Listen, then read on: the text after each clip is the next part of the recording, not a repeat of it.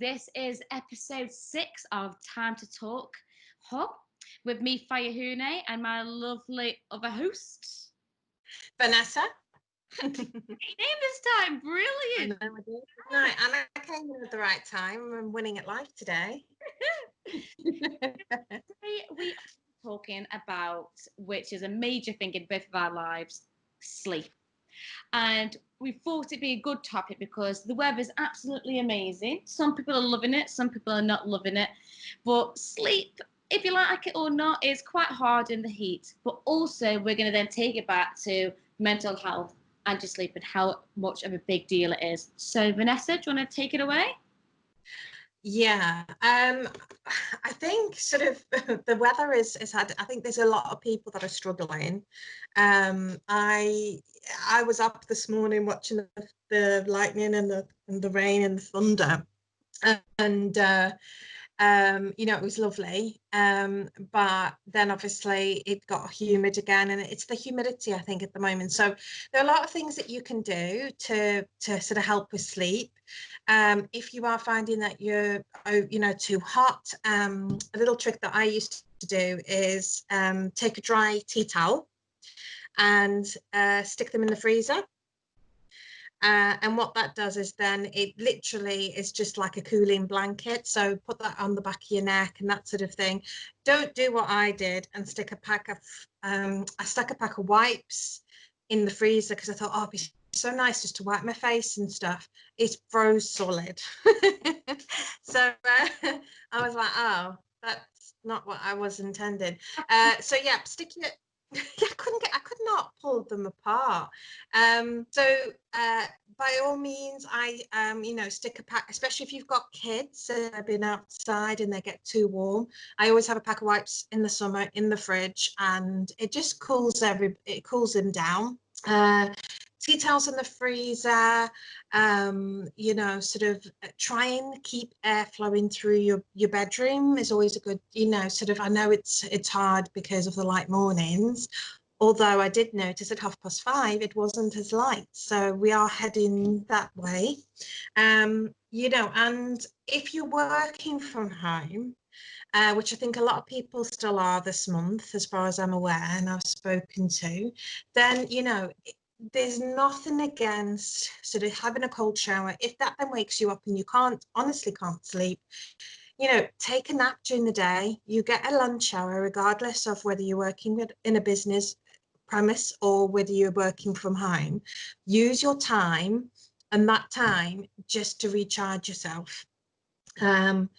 And just be kind to yourself. Don't push yourself. Make sure you clock off. And I very much have got into the routine of 9 till 5 o'clock. I switch my computer off, and that's it. Then I'm at home. I'm not doing any work and that sort of thing. And that's really important to help us sleep. And I think routine is really important. And I know I've spoken to a few people within different community groups, and they're kind of like, oh, I've been up since 2:30. I don't know what's going on. But it's the change in routine. There's no routine anymore. So if you try and maintain a routine as much as you can, even though you're working from home, it does help with your sleep. When your body doesn't know what schedule you're on, your sleep, I very often find I'll fall asleep really early because I've had a very busy day, and then I'll get up at 2:30 and that's it, ping, I'm awake. And I know a lot of people are having that same problem. So, but I do try and then either, lie that, don't get up and start cleaning the house or that sort of thing, do relaxation exercises, try and stay in that dark, calm environment. And even if you don't get back to sleep and your anxiety is going because you're thinking, oh, I've got to go, log on to work at 9, I'm going to be so tired, just sort of have that sort of back thought that, well, even if I got an hour or two between 5 and 7, I can still have a nap this afternoon. And it's, just managing that anxiety, because there's nothing worse when you can't sleep and you sat there and think, oh, I've got to start work and anything like that. I chose the subject for Time to Talk because one of the biggest influences of mental health and a decline in good mental health is is your sleep. And if we're not getting enough rest, if we're not getting enough rest for our brain to go into that sort of, I think it's called EDM, don't quote me, where it then processes what we've seen and experienced through the day, you know, it will start to fatigue. And with that fatigue, you'll start to feel, you know, sort of despondent, can't, you know, when people say, oh, I've lost my get up and go, it's not that you necessarily your body's tired, it's that you're mentally tired, because obviously you're not getting that restful period for your brain to recharge and to regenerate. And one of the biggest factors, or certainly sectors of work, that I find, you know, more likely to develop trouble with their mental health due to that sleep sort of not happening, is shift workers. Now, if anybody's ever had to work shifts, I have done it for a little bit, and I was doing nights at one point. You just don't ever seem to recover. And if you're doing long spells of shift work, so I'm talking about things like nurses and doctors, you know, care staff, police officers, ambulance, paramedics, fire service, they're all doing very, very, very long hours.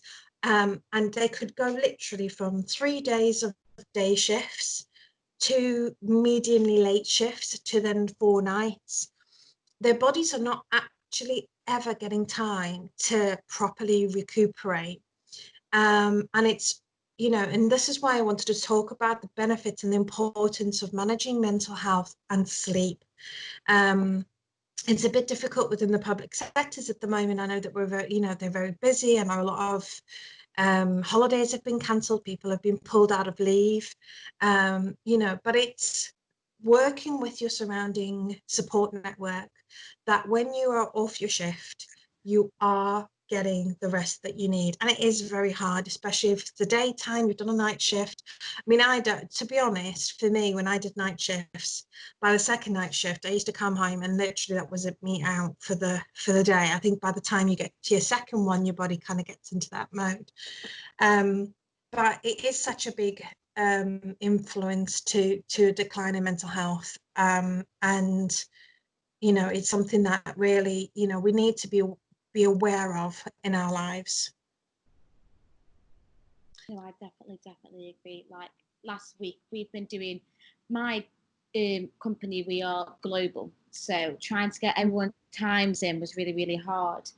And last week was my first week of doing like really, really weird times, and I am a routine queen. I just love routine, and I don't break it. And I had to break it because of work, and I can't explain to you. I mean, you spoke to me as well. But I was really miserable, really short, really because I'm obviously a very bubbly person, and I was not bubbly last week. But because I know, because my body's got used to it, this week, same, I feel a bit better. But it is, I think, because I go into routine quite quickly, it's easy for me. But for some people, like I said, they don't know what's coming or going, and I do wish that there was fairer ways to help that out, because having an extremely early than an extremely late, your body just can't keep up with it, and our body tell us more than anything. Like more than our bodies will tell us more than what our brain and our heart are telling us. It will just stop. Like I've had people, like you can just faint. You could be watching this. You could be watching something and fall asleep, and that's a sign that your body's going, okay, let's go sleep. Do you know what I mean? Absolutely. That happens to me more than I'd like to admit, if I'm honest.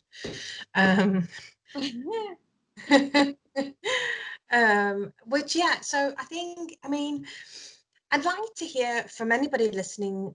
Please drop us an email. We'll put all the contact links at the bottom of the video. But how are you managing? I haven't come up with an idea, especially at the moment, on how sort of shift work can be improved, so that, you know, sort of our frontline workers are getting the rest that they need. because I know also that it is a very continual job. That, you know, there are some shifts that, you know, paramedics, police, firemen, carers don't stop. They don't stop.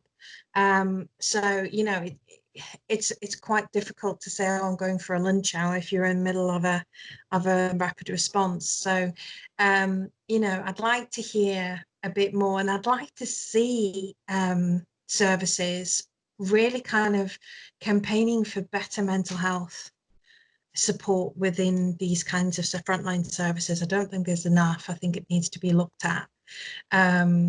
But yeah, so, you know, it's, I mean, what would you do? What would you say if you know, with, I mean, you're obviously loving the heat.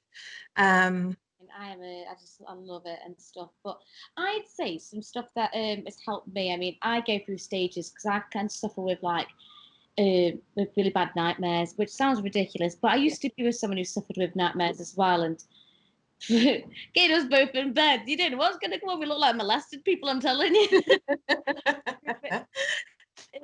There's certain stuff that has helped, and has helped quite a lot of people, and they are so stereotypical, which is, I hate, like, this is me just learning what's worked, and a lot of people have agreed, is get off your phone and your TV and anything that's got that light an hour before bed. And I know I sound like a mom or someone old, but my God, does it make a difference? Because one, you're not got to worry of what you're looking at, but most of the stuff that people are looking at now is pretty sad and pretty upsetting. There's not that much happy stuff out there unless you're looking at a dog video or something. Do you know what I mean? So it's the content that's out there is quite sad. So you don't want to go to bed thinking about something sad. Yeah, it sounds like probably like, you know, hippy dippy again, but, and the light, it's been proven that the light will keep you up. It makes you feel like you should stay up. There's something about it. I'm not going to be all scientific because that's not me. So go off your phone an hour before bed. Try and read something. I went to bed once trying to read something about, like, I think it was like Russell Brand's Addictions, because I was like, I love Russell Brand so much, but reading that before bed was a bit. These weren't brilliant. They weren't brilliant at all. But so yeah, read something that is you know, is going to help. It is soothing, and if it is a bit of a thriller and you like watching horror stuff and you don't mind all that stuff, read. But the read, not too much. Don't overpower yourself. If you feel tired, then fall asleep. But just have a good read. And another thing that helps me is I've got really into like oils at the moment. Mm-hmm. So I have like lavender oil, or I've brought like these little sets that you can get from Amazon, or there's some boots, like these little ball on oils, and I've got one that's like, one's called Happy, one's called Stress Free, one's called Sleep Better, and then there's another one. I don't know what that one's called, but, and I put them on, like, you know, you call them your pulse points. Yeah. Put them there, and then another one. This is gonna sound really hippie-ish, but I have like a special light. I sound like a kid, but it's like I forgot what they're called. Salt lamps. I have a few salt lamps, and that light again is soothing for you. And Mm-hmm. I always have the window open. I always have the window open, even in the winter. You need some good airing. But they're my hints and tips. I absolutely agree. I can't sleep with the window closed, which is a nightmare when you've got such a reactive dog like Teddy. Oh, I have Um, trees as well. honestly, I think he thinks he's guarding the whole corner of this road. But he's getting better now. He's getting better. But yeah, I know I need that fresh air. I think when you're waking up in a room that's had no air, no circulation, it can make you feel very groggy. Um, As well, what I or will ugh. say, huh? You can, like, you smell yourself and you just smell like, oh God, that's just, everything just smells all icky and sweaty and horrible. No. Yeah, yeah, sleep smell. I what I will say is absolutely love all those ideas.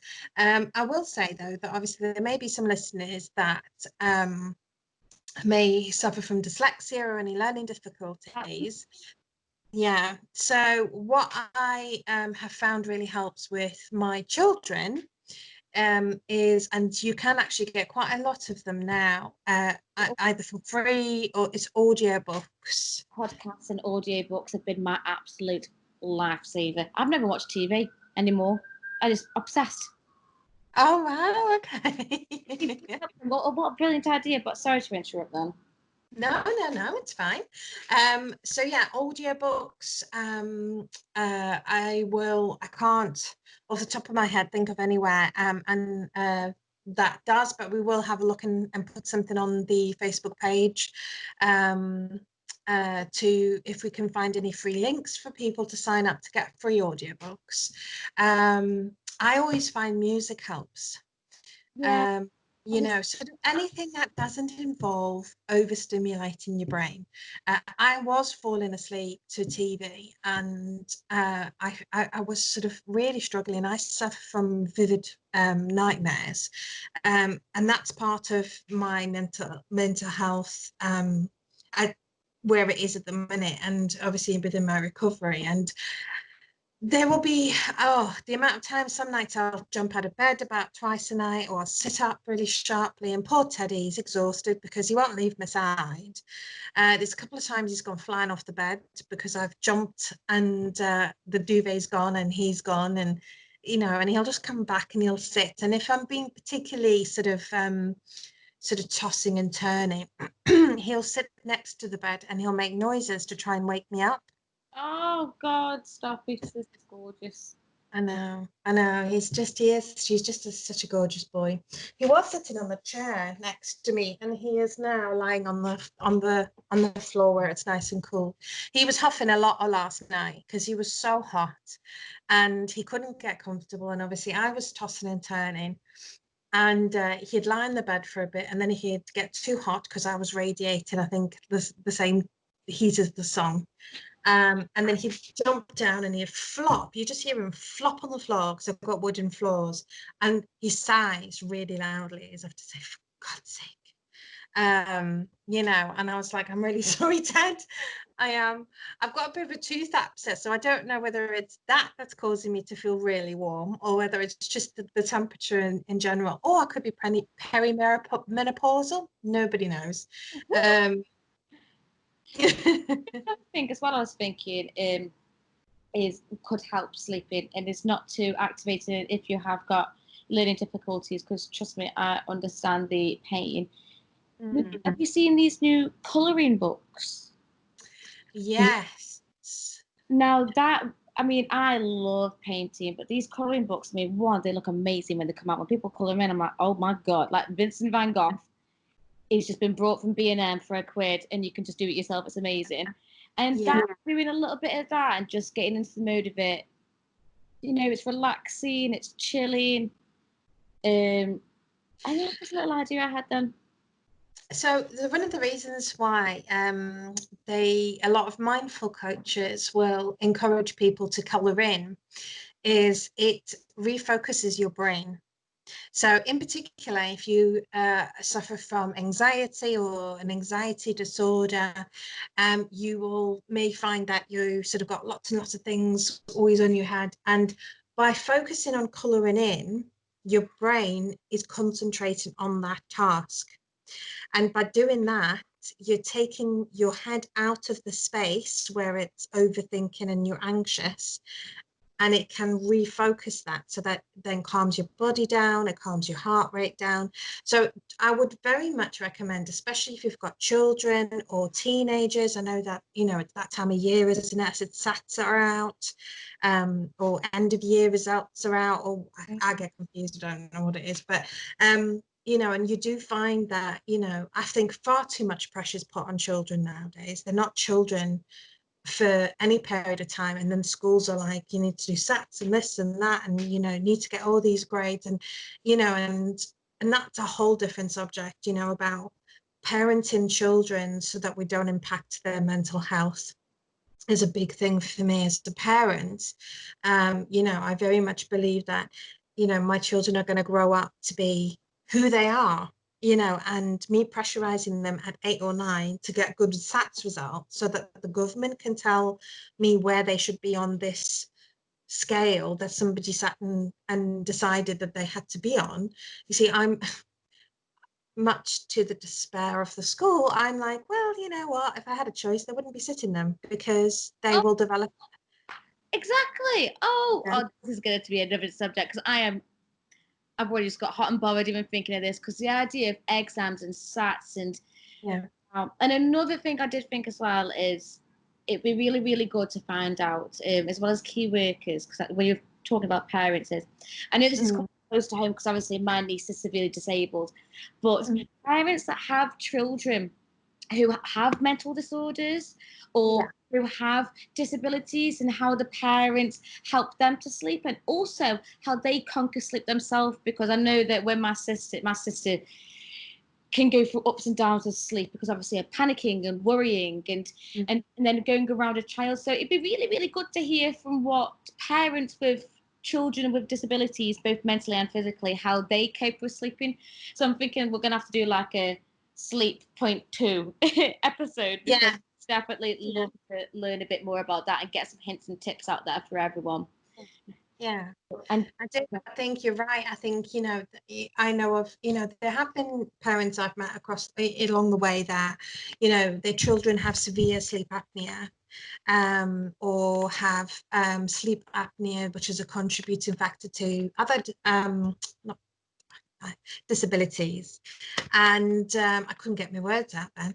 And how they manage that anxiety. And I think a lot of our sleep issues are around anxiety, and it's the inability to slow our brain down to allow it to get into that relaxed state, because we've almost become the society where, you need to work all these hours, you need to be this, you need to be that. And there's so much pressure from, even like I say, from small children. And I on Twitter, there was a police officer who follows the hub, and I follow him, and he was saying he was going on his rest days, and he felt really anxious because he was busy doing some work on some cases, and now he's had to take his rest days because they work very long hours, but he was worried that he was letting those families down. And then so he then thought, well, I'm not going to be able to really rest. And it's just all this pressure all the time. And I think it's very important, if whatever reason that you're struggling with your sleep or whatever, that we do look at, talking about it. And then, like you say, getting ideas and from other people that have tried different things. It's all about trying what works for you. I can't sleep in the dark because I'm scared of the dark. So, which is ridiculous. I know everybody has a fear. It is. Everyone has their own little fears. Everyone. Some people are scared of monkeys and stuff like that, and clowns, and that might be weird to us, but to that person, that's petrifying. Do you know what I mean? So no, that is, being scared of the dark is so common as well. So don't be worried about that, Vanessa, at all. Yeah, so that's my irrational fear. So I can't sleep in a dark house. And then the other night, Teddy scared me. He was lying on the end of my bed, and he launched off my bed barking as if, somebody there. And he ran at my door, and I had the bathroom light on, and I just thought, oh no, this is it. Somebody's in the house. And he stood at the door just barking. And then he looked down the stairs and he was barking, and my heart was in my mouth. I thought, right, I'm going to have to go and see if there's anybody in the house. So I took my phone, I had it ready to call 999. Yes, came down, let him out. He sniffed a lot outside, and I put every light on in the house. It's not like those horror movies. I'm not that stupid. I switch lights on as I'm entering rooms. So it's not the movies. I'm like, why don't you switch the light on? But yeah, and I couldn't get back to sleep after that. So I did, I like literally left just about every light on, and I slept with my lamp on, because I just thought, it's not like him. It's not like him to bark like that. But I think it was the hedgehog in the garden that he must have heard, and also we've had foxes. So, but yeah, so like what can make nightmares or you worry, or can be anything, a slight bang, like the other night, one of my things, like, cause I stick things all over my walls, one of them fell off, and my God, did I jump out of my skin. Wow. Because I was like, whoa. And you just do, because when you're asleep, or when you're not, like when you're asleep or dozing, when you're shocked, it's made even a bigger deal. Do you know what I mean? Yeah. It does. It does feel like I mean, but I'm quite hyper vigilant anyway. So even in the day I'll jump. But when I have, especially when I was more poorly, and I was very hyper vigilant all the time, it used to feel like I was being shocked. Like I used to get like an electric shock up my spine. It was really horrible. And your kind of heart goes and you think, oh, and that was happening to me like 2 or 3 times a day. So yeah, it was quite horrendous with regards to that. Yeah. You're gonna have to make some posts of how people get over that then, and how you got over that, because I think that definitely needs to be told, because there might be different levels to it. Do you know what I mean? Absolutely. Yeah. Yeah. And it's especially common with people who suffer from complex post-traumatic stress disorder, which is what I have, or just normal PTSD, and your body kind of goes into, you're always in that heightened space of hypervigilance. And there are ways that I've worked really hard to kind of increase my tolerance to noises and that sort of thing. And I am a lot better now. But I've still got a long way to go. I still jump. I still sort of, I find it very hard to go out in the evenings where I've got to walk anywhere and that sort of thing. But it's baby steps. It's why I've started this charity. It's about sort of sharing my experiences to say, this is what's worked for me, and I want to help people find the same help and support that I did. And I've been, well, you're doing it. We're doing it. We're doing it by each We're doing episode. Woo woo! And just to let everyone know before we wrap this up is, and we are going to do a sleep point too, definitely, because it's just that's never ending. But some good news is on the way. Vanessa has been working very, very hard on a new website, a new app, and we're getting a YouTube page just for us to go. So it's a lot's going on, and it's brilliant. And we've actually got a date to actually see each other in the books, which is I know. I'm very excited. But yeah, so hopefully by then, I'm hoping to get the website up and live. You'll be able to book services. We're rolling out the talks in the schools about mental health to different settings. We're still rolling out, although it's like trying to bait a shark with a sardine. Trying to get supporting our frontline services and going out and talking to them about mental health. So if you are from a frontline service and you would like to get involved, watch the space. You can book the seminars through the website. And then the biggest part of the website, which is the most important bit, it's the our advocacy service, which is basically anybody who's looking to get some mental health support in their local area. And surprisingly, I've started getting people dripping in from America, a lot from America. So I've got a couple of cases I need to try and link them up with some local services within their little towns in America now. I'm not one to ever turn anyone away that's looking for help. So I have made it very clear, we're not a crisis center, we're not a crisis line, but I'm here to give you the tools to start to make those journeys and those choices for yourself. And then we will always be here to kind of advocate for you. But it is about you and your mental health journey. So yeah, lots and lots and lots. We're hoping to get our documentary refilmed in the new year, I think now. Freedom to go out. Woo woo. Yeah, so there's lots and lots and lots of things coming up, lots of things that we're trying to get put together. We're sort of, reaching out to as many people as we can to kind of talk about mental health and why it's so important. So watch the space. So yes, well, we'll end it there. Everyone, try and sleep well a little bit better. So it's our advice. If you've got any advice for us, please do get in touch. You can get in touch with us on Instagram, Facebook, LinkedIn, everywhere. So again, we'll put all the information at the bottom. But thank you very much for your time. That is Fayahune and Vanessa. Woo!